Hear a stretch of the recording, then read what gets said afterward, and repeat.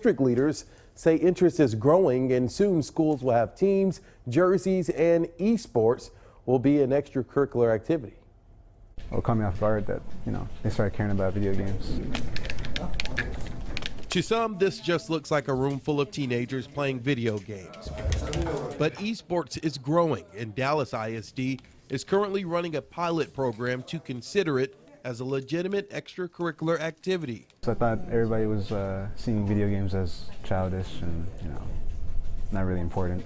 Skyline High School senior Alex Salazar says esports takes skill and strategy. He helped to start the gaming club at Skyline. As part of the pilot program, he and his classmates are competing in a Super Smash Bros. Ultimate League. His team will compete against teams from other high schools. I'm just going to say it, it's more intellectually stimulating, simply because you're sharpening your mind, and that is the most important thing that these students, need to get into good practice of doing.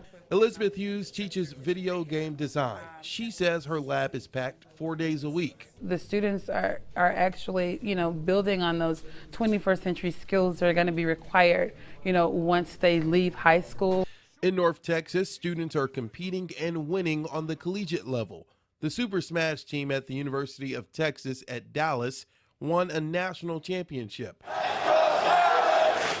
Professional esports are also expanding. In April, the Allen Event Center hosted an Overwatch tournament featuring local professional Overwatch team, the Dallas Fuel. Last year, the city of Arlington opened one of the largest esports stadiums in the U.S. at its convention center.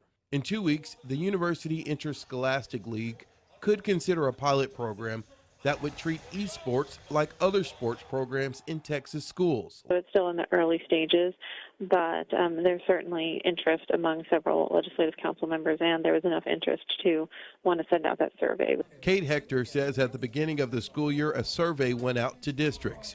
UIL could approve a pilot program in the next 2 weeks.